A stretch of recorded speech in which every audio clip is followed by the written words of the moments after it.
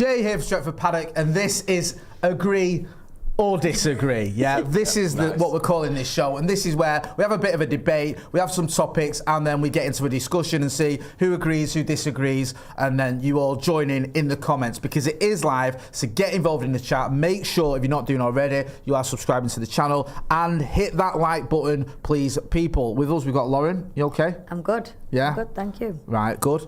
Chels? Yeah, good. Buzzing to be back. Good to have you back on the show. And also Joe, making his debut on the show. Good to see you here, finally on the channel. Why have I got some ancient technology and you've got modern whiteboards?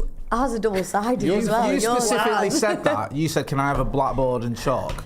You've got 1960s technology, I've got 1760s Old technology. school. It suits your sort of persona. The vibe, yeah. It suits your brand. So the way this works, right, is I'm going to make some statements. Okay. And you lot are going to let me know whether you agree or disagree. And I'll also let you know whether I agree or disagree with the statement, because I might make a statement that I don't agree with. The producers have written a handful of statements for us. Yeah. We're going to go through them and say whether we agree or disagree. And you should do the same at home, That's isn't it. it right, You Jeff? get involved. Play along at home. Sorry, apologies there. I'm just reading something there. We're making a bit of noise when we're doing that. It's a bit annoying, so apologies for that. Yeah, we won't do that anymore. We won't do that anymore. So that's the basis, the premise of this show. So make sure you are getting involved. We're going to have, and don't forget as well, right, some of these statements, like, you might be sat on the fence. Let me know your reasoning behind it. Let me know what you think. You might go, well, I'm not sure yet. We'll wait and see what happens with this player or with whatever. Let me know. Get involved. We're going to go through some comments as we go through this. And obviously, we're going to listen to how everyone is agreeing or disagreeing, giving the reasoning behind it. So, obviously, we want a bit of an argument, debate, fight, whatever. Yeah. But we want some justification for your opinions. So do get involved. Right. Should we just start with the obvious one? The big one. Start with the big boy. Yeah, let's not mess around. You know, what about this player and that, you know, coach, and what about the ball boys? Let's get straight in there. I'm going to make a statement, and I'm going to say, I believe Erik ten Hag is the right man for Manchester United. That is the statement that I have in front of me. Yeah? And I want to know whether you... Don't act, right, any of you, like you don't know. I don't know what you're going, like you haven't thunk about this one. You almost have an opinion already on this one. So I'm going to go in early. That's mine. Pathetic. Cowardly, pathetic. Right, so I'm in the minority, and it's, it is 50-50. The lads and the lasses disagree. Right, I'll start with you, Lauren. Why do you hate Erik ten Hag? Don't start that, come on. Why do you hate the man that beat Manchester City in the FA Cup final and delivered back-to-back trophies? I mean, if I could put it like in the middle, I would, because I've always tried to back him a lot, like. Yeah. But I'm now struggling when I'm seeing Rashford start. It's struggling me. And when I'm sat there, and I sit on the second tier of Stretford, the Stretford end, so I can see the full pitch. I'm watching it, and there's points where, like, I can't even see what formation we're playing in. I can't see the ideas going forward. And I think that has to stem from the manager. The passing on the pitch, that has nothing to do with Ten Hag. We can say how bad that is most games, and that's nothing to do with Ten Hag. But when I'm watching it, I feel like there's no ideas. So then you're looking at players just in no man's land, because they don't know what they're supposed to be doing either. Yeah. And then, yeah, I'm going to go on the Rashford thing, but I'm just so confused.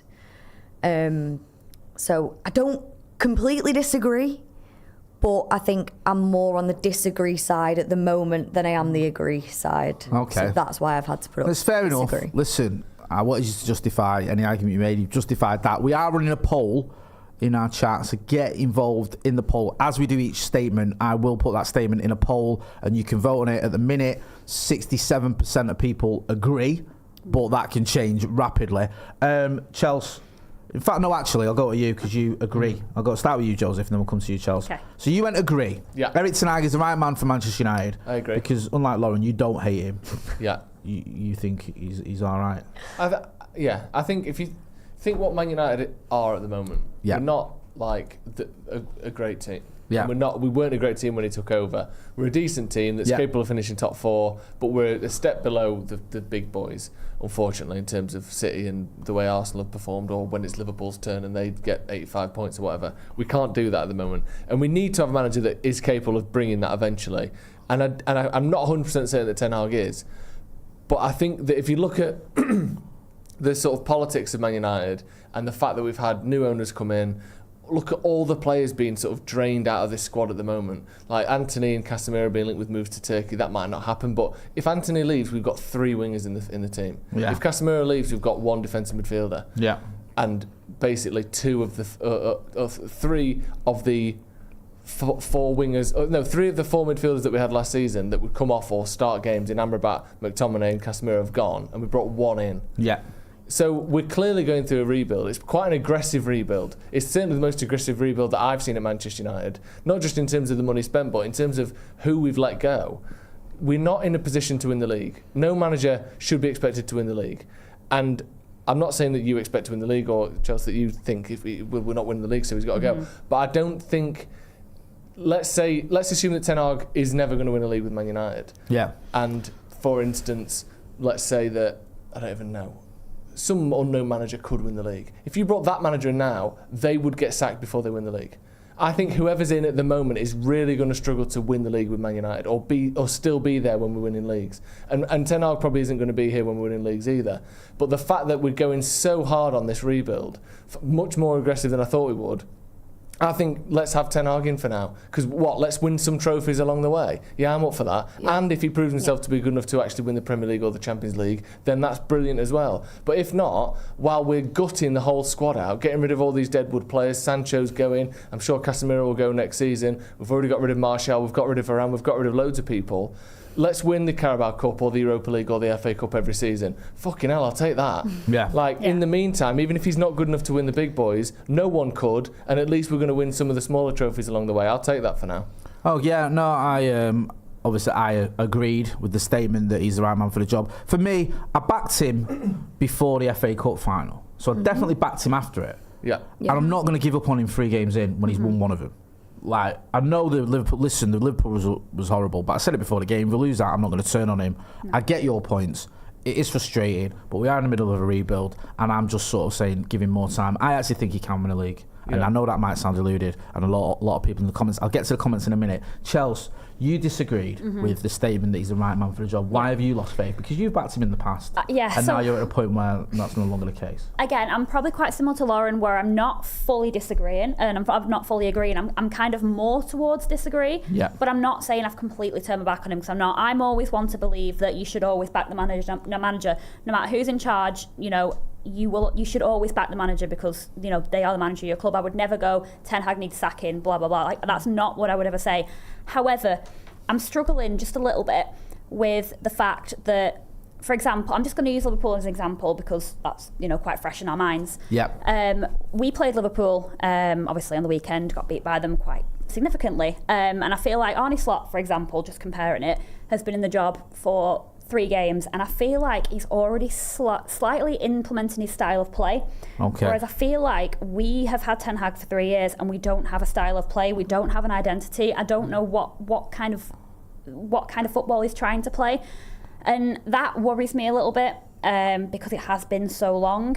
But I mean, you made some good points about him, draining the players out that we don't need, that we don't want. And like I said, that's why I'm not 100% get him out. And like I said, I will back him until the end.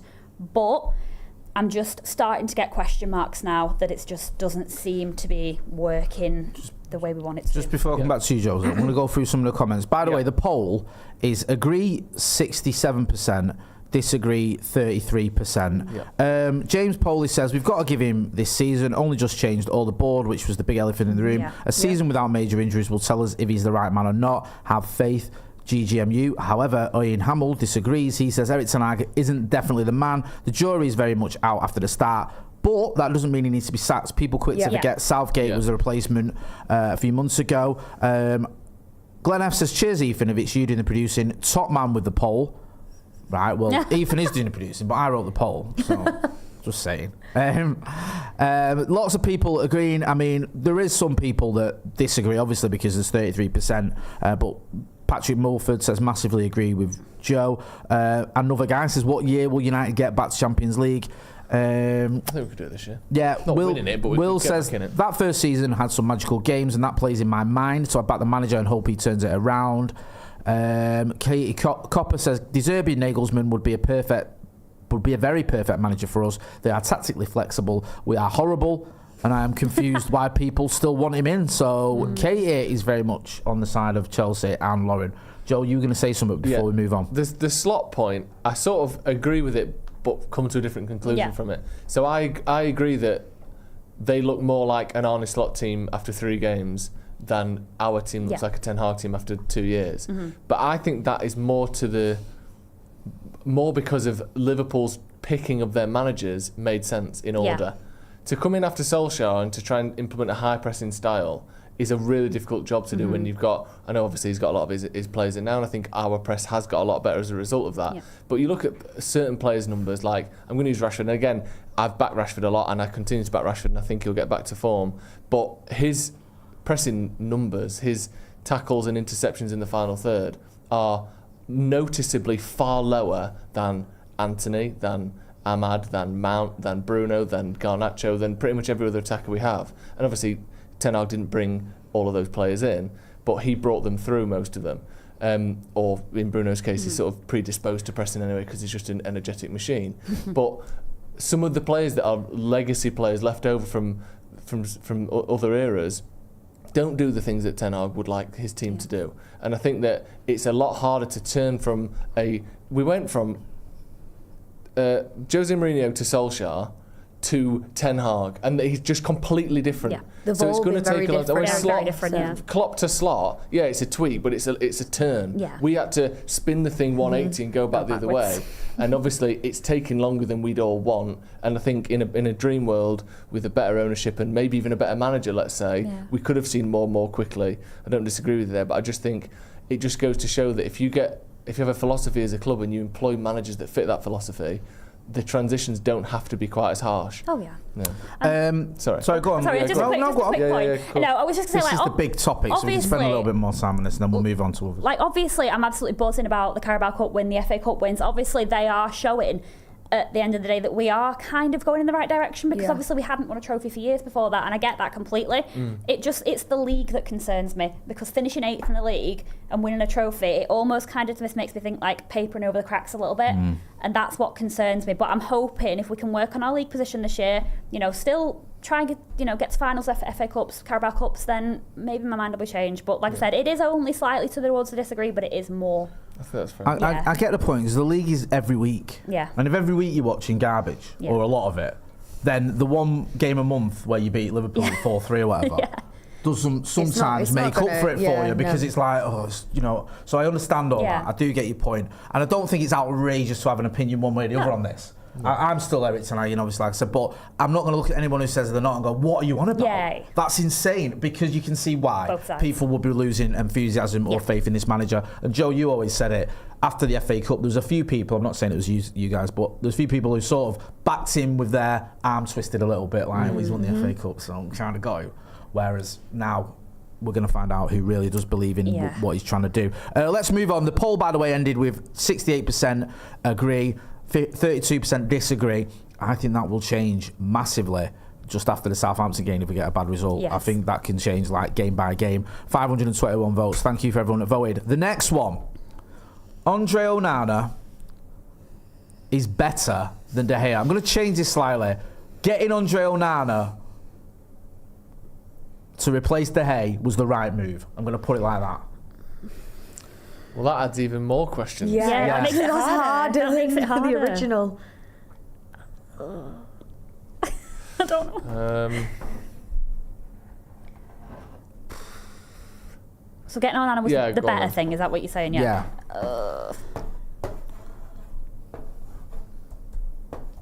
I'm going to make a little poll. Oh, I don't know. This one's really hard.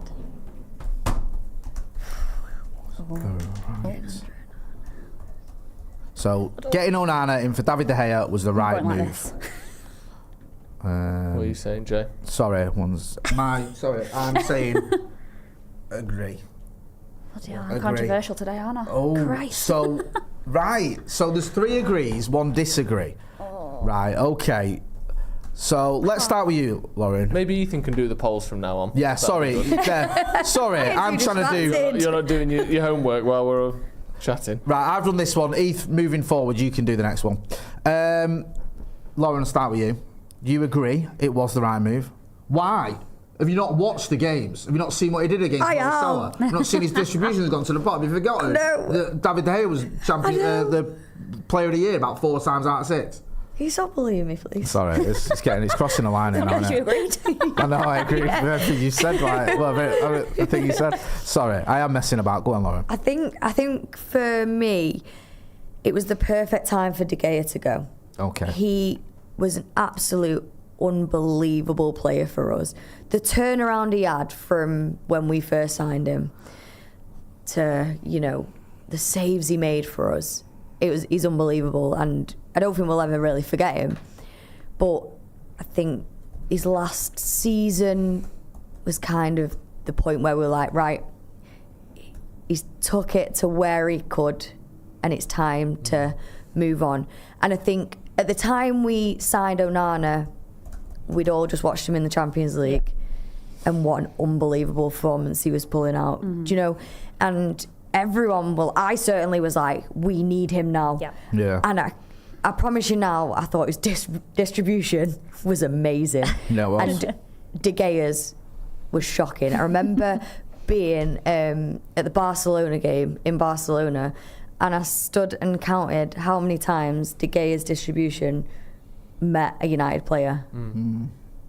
I don't even think it reached 5 in the whole game. Yeah, I remember that. So at the time, it was brilliant. We got Onana in, and I still think he's a work in progress, because if you look back at when De Gea first signed, he wasn't the De Gea that we knew to love. So you still have to give him time, and I think he's still learning, because his last season, he had, 27, 28 different partnerships of the back 4. Yeah. So how can anyone be a confident keeper when he doesn't even know the 4 people in front of him? Mm-hmm. So you have to take that into consideration as well. His distribution during the Liverpool game was absolutely shocking, but I still think, again, you can't just be a rotating door with keepers, especially. You've got to give them time. And I think hopefully this season, if we can, maintain a back 4 that's, quite confident, and we keep them as much as we can, he'll gain his confidence, because he'll understand how they play. Yep. And he'll be able to speak to them and communicate with them correctly for what he wants and how he plays. Joe, you agree it was? Because let's not forget as well, and I probably did us all a disservice the way I worded it, it wasn't only Onana who we could have gone out and got. Like, we've kind of made this a little bit binary in general with the argument. We could have tried to get a different goalkeeper. We might have, tried to, I don't know, convince Dean Henderson he was the guy or whatever. Yeah. I'm not saying we should have done that by any stretch of the imagination, or we could have looked elsewhere, or Bayern Day could have been your first choice, whatever. Yeah. But for the purposes of this, we're going to go with sort of Onana or De Gea. Yeah. You say agree. Why have you not lost faith in Onana, if that makes sense? Because a lot of people have. Well, I think he's a weird player.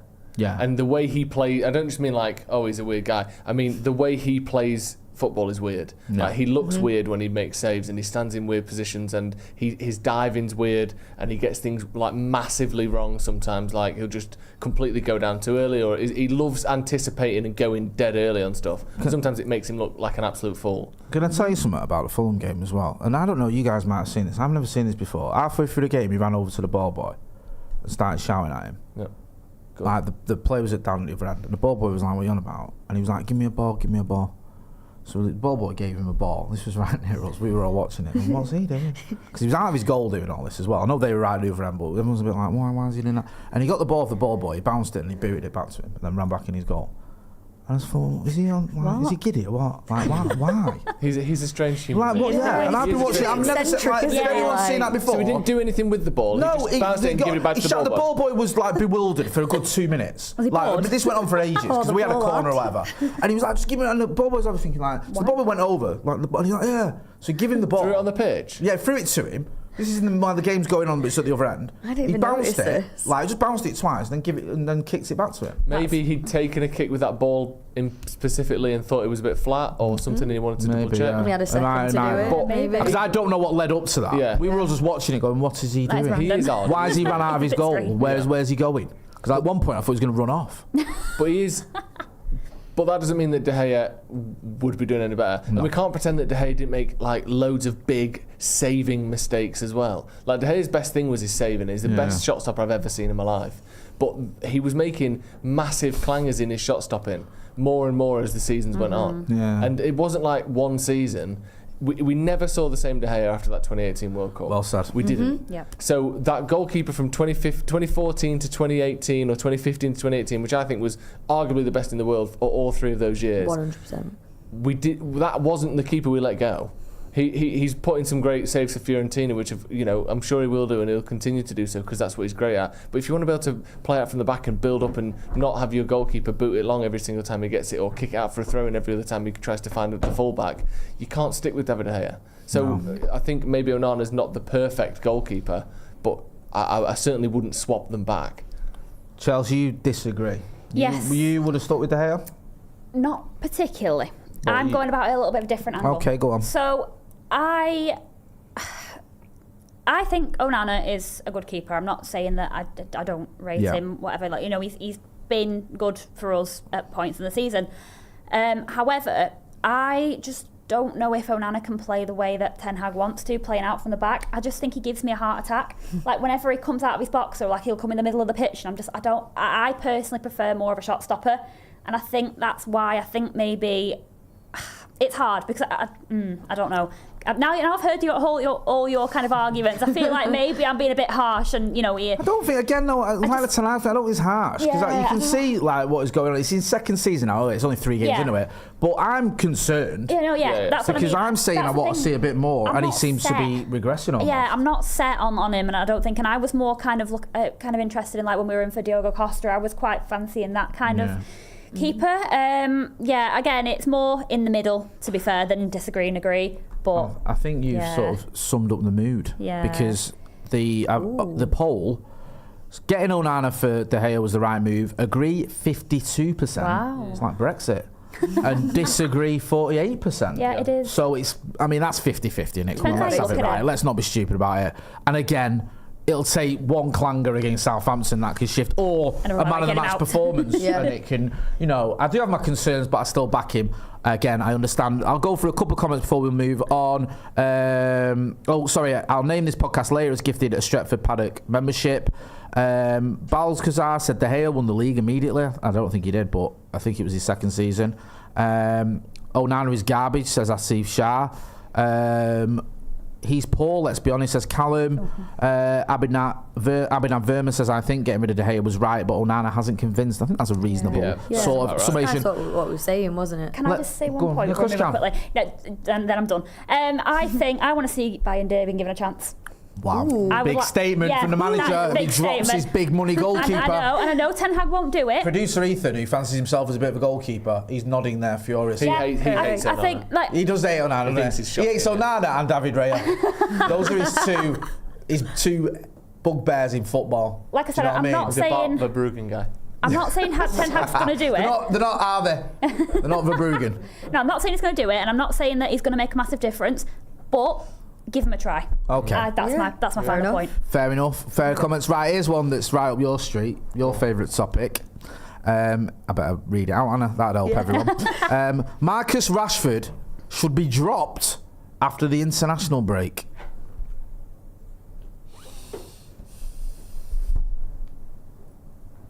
Ooh, the suspense. It's a split. It's a split. We're going to get a poll up. I think we might already have it, actually. Sorry, I just thought mine up. Yeah, so it's split. Me and Joe disagree. Yeah. Chels and Lauren agree he should be. Lauren, you pointed out Marcus Rashford when you were talking about Erik ten Hag. You've got to the point where you've had enough, I gather, with Marcus. I don't mean generally, like he might turn it around, but in terms of him starting games for Manchester United, you're not a fan. Why? Do you know what? I've loved Marcus Rashford for years and years and years. I really have. I've, you know, Manchester lad, like, I've really backed him, I've loved him, I've wanted him to do well, but it's getting to a point now, I'm watching him, he's not taking on a single man in the final third. He's in the box doing step overs and losing the ball. You can only do that if you've got the confidence and the skill. I think he is a skillful player. I'm not saying he's a bad player, but I find his lack of running on the pitch draining.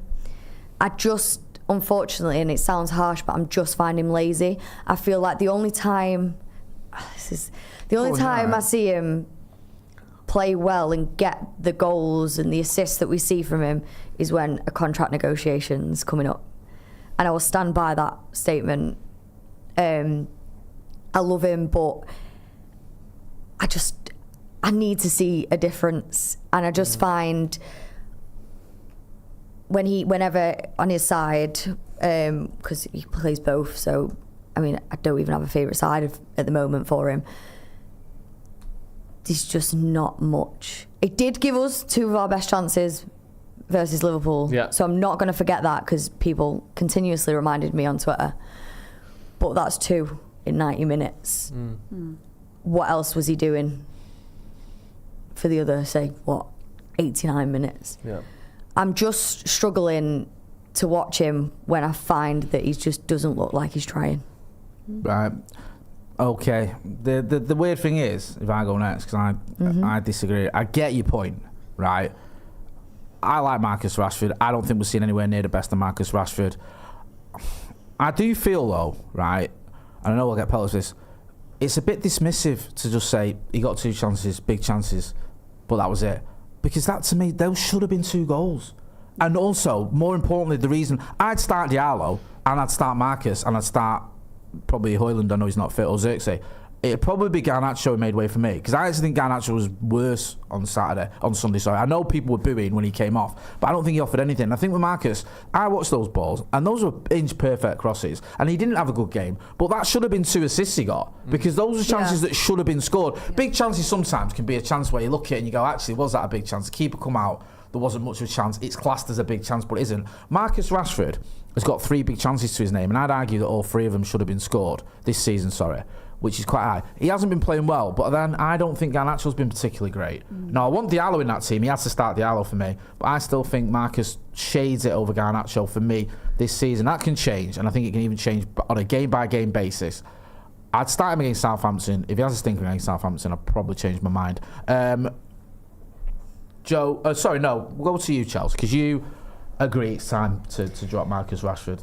Where do you stand on it? Yeah, so again, I like the guy, you know. I never once have like an agenda against him or anything. That's not the way it is at all. But I just think he's quite, at the minute and recently, he's been quite frustrating to watch. I think his decision making in the final third, I think, is just, it's questionable. I think he takes too long to try and, you know, do something, and I just think, again, laziness comes into a little bit. I'm not saying like I said, he did have chances on the weekend, and I get that completely. But for me, I just think Garnacho edges it slightly over Rashford. Again, there isn't much in it, and like I said, if he plays against Southampton and he blows us away and he has a good game, then that's fair enough. But for me, it is just slightly Garnacho over Rashford at the minute. I get that, because I'm sort of the other way around. Yeah. It's close. I like Garnacho. I do. And obviously he's in the ascendancy. He's a kid, where Rashford's, 26, 27? Yeah. So I get it, but I'm still I still back Rashford. Yeah. Joe, you've been very vocal in your support of Marcus Rashford, sort of ever since me and you've known each other.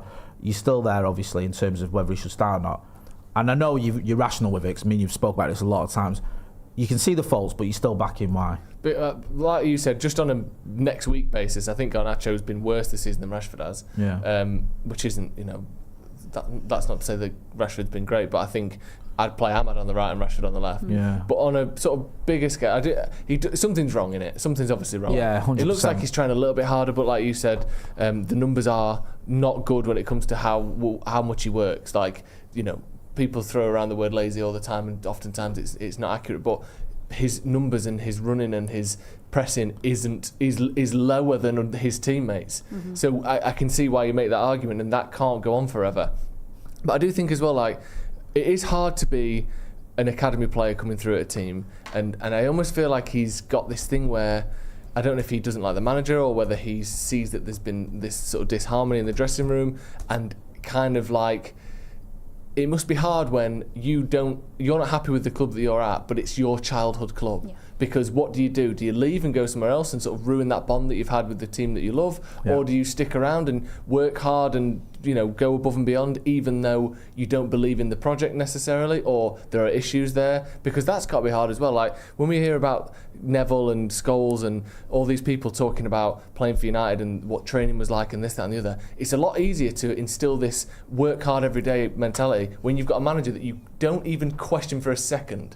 They didn't question Sir Alex Ferguson. They never had to go, is he the right man? They worked under Sir Alex no matter what. And the only person that was going to change in that setup was you. Sir Alex ain't going anywhere. So you better buck up and sort it out, otherwise you're gone.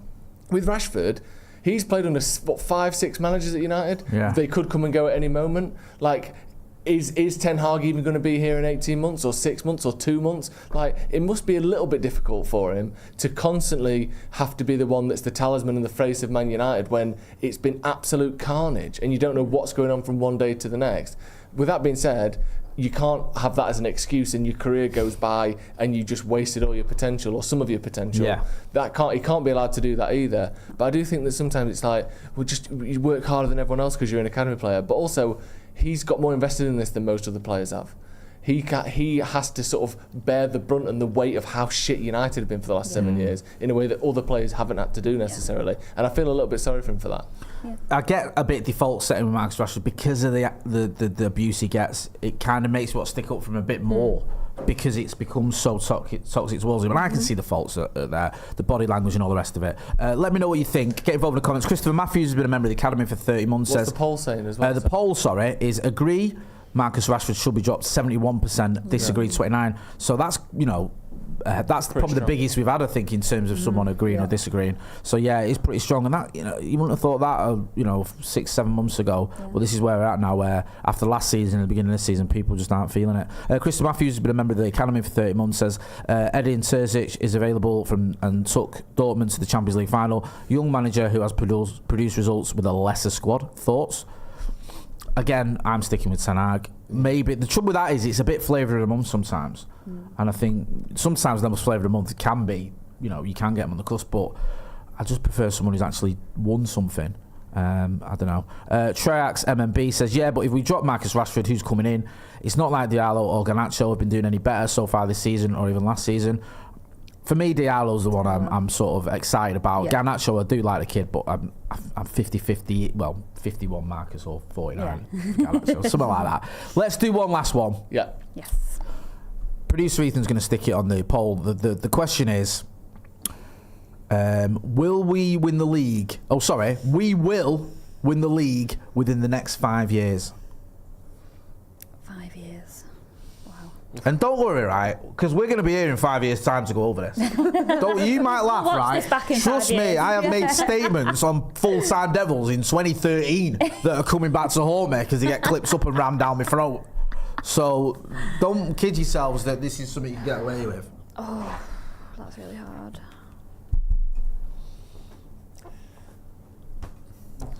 The level of delusion in this We are studio. delusional. That was the word that was. I hate it when I know I'm deluded. We are Other delusional. people who agree with me. I don't mind. I like to have someone who's the voice of reason, One but big deluded we're in this bubble. together. We're all on this sinking ship together, and we're going for it. Yeah. Let's just keep heading towards the Titanic, Positive the iceberg.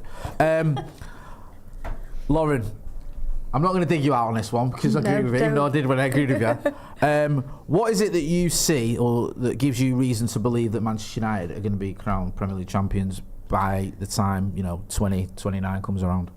Do you know what it is? I think the new ownership. Yeah. I think just seeing the business side of things in the transfer window, there's already massive changes coming. And I think that's already a massive positive.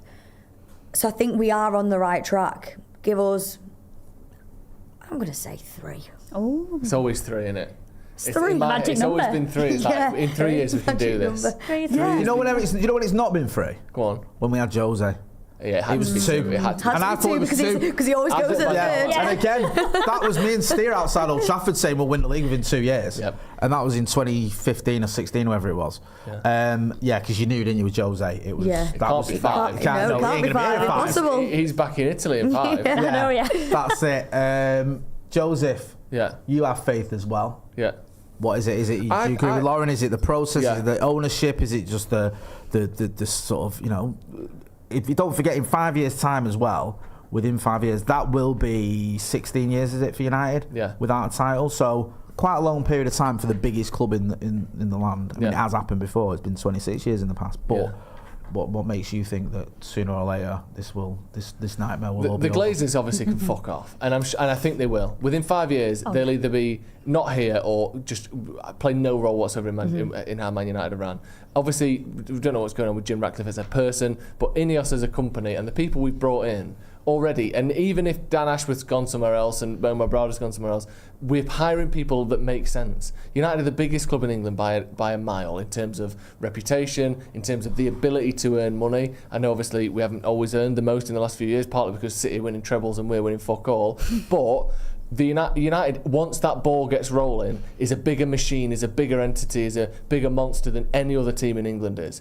And once that ball does get rolling, it's going to be very hard to stop for everyone else. City are going to face some ramifications, I'm almost certain, of all these charges. Whether that just means Pep leaving or not, whether that means relegation, points deductions, who knows. Arsenal, they could sort of go either way. I think they look very good at the moment, but you're never quite sure. I don't think Liverpool have ran particularly well overall. I think they ran better than we have been, but I think United now, if you take the Glazers out, and it seems like in terms of the decision making, they kind of have been taken out.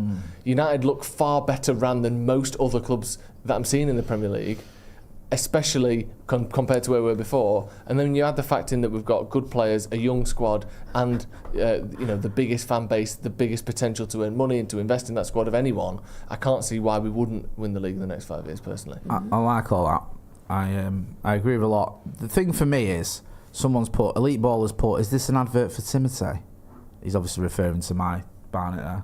What is Timotei? It's hair products. What kind of hair product? Just Shampoo it's and usually on the Timothy advert, you used to get people sort of doing that with their Flicking hair. the hair, It's lovely right. hair, yeah. So he's obviously The longest average hair that we've ever had Yeah. on the channel. I'm bringing the average right down, but you three are bringing it back up Yeah. again. So we're probably just in the Europa League spots because of my performance. Yeah. Apologies for It's that. embarrassing. We'd have won the league if it was just on you lot. And I'll come to you next, Chels, obviously. The reason I think will happen is, I think historically in the Premier League, when you have a takeover at a big club and everything changes, within usually 3 or 4 years they win the title, coming from a worse place than we are now. You look at Chelsea in 2003, I think they just got into the Champions League, so you could argue they were better, but they'd not won the league title since 1955. Yeah. They weren't a title-winning team or club. They won trophies. They won lots of a few FA Cups and League Cups, and I think they won a European Cup Winners' Cup. But they weren't anyone who you got out Chelsea win the league. They'd been relegated 9 years before or whatever it was. I remember when we played in the FA Cup final in '94. They'd only just stayed up under Glenn Hoddle, but they won the title, I think, within a year of Roman Abramovich coming in. I think it was one year, then they got rid of Ranieri, Jose came in, 2 years then they won the title, and then they won back-to-back titles. You look at what happened with City. City were getting beat 8-1 off Middlesbrough and finishing 11th when the money came in. And what happened is they got, within 2008, within 2012, they'd won the title against Sir Alex Ferguson's Manchester United, don't forget. Yep. Against one of the best managers the Premier League's ever seen, with one of his best teams he'd ever had. And City managed to take us over when we used to laugh at them. And I think that is a similar thing as I can see happening with United. I think within 5 years, because it's not just the manager and all that, it's the whole structure is changing. And when you change everything about a club, a big club like United are, usually within a few years, you get a title. Titles usually come for 2 reasons. You either get a manager who's something of a genius or just mint and can get a title. Jose or Arsene Wenger too. I'm not saying he's a genius, but a very good manager who's given the time and the tools that he needs and has a solid base. or you get a big takeover, things change, things are put in place, and that It's that moves you forward. background And that's influence the as well. Mancini. Yeah, Yeah. because Not a Mancini, genius Pellegrini, manager. and Pep's obviously taking it to another level. But Mancini and Pellegrini are all right. Yeah. But they won titles because the structure and everything was great, and it worked, and maybe there was a bit of cheating going on. I don't want to talk about Leicester. I hate talking about Leicester. They're an outlier. Forget it. Just every time you argue about anything, but when Leicester did it. When Leicester nearly got relegated. It was an anomaly that Wes really Morgan was was the title winning like- captain. It doesn't count in any argument because it's just such an outlier. It's like Forest winning back-to-back European Cups. It's just, you're not going to see that again. Like, that is just different. Chels, why do you think United will win a title in 5 years? Because why the hell not? Do you know what I mean? Like, Yes. No, so again, like I said at the end of the video a couple of weeks ago about INEOS is just making a difference already. We can see that, signing players that the manager wants, like draining out the deadwood, things are happening. And as one of them comments said, it's spectacularly efficient, which is what obviously you need to have a well-run football club. And as well as that, another point we made in that video was the players we're signing will still be in that squad in 5 years' time. So say we've got De Ligt, Mazzari, etc., etc. In a few years' time, we're building them up, those players up, building that squad around, for example, those players. Who's saying that we can't challenge and potentially win the league in 5 years? Because, again, City, you don't know what's going to happen with them. They could get relegated. They could, there could be ramifications of, and hopefully there will be, of the charges. I don't think Pep will be there in 5 years' time, for example. I mean, he'll be probably gone at the end of this season. Liverpool, you don't know. Arsenal, bottle jobs. So you never know. You never know. And I think people can call us deluded. I've just had someone calling me deluded on my phone. I've just seen it here. But I don't think you can rule it out. I really don't. And I just think, what's the point of supporting a club if you can't be positive and optimistic about the future? I've never had haters on my watch before. How's that? How have you done It's my that? own boyfriend. Oh, is it? Surely the chat, your number isn't circulating in the chat, is it? I've got people calling me deluded. Mine's not even a digital watch. I just want It just come through somehow. That's just your reflection. Yeah. I just want to Deluded. Someone wrote it on before we Look in the started. mirror. Yeah, deluded. okay. I'm not Akash deluded. K says, Eric Ten Hag gets my backing if he stops talking about the cups he's won. The Premier League is the holy grail for this great club. In terms of the poll, we will win the league within the next 5 years.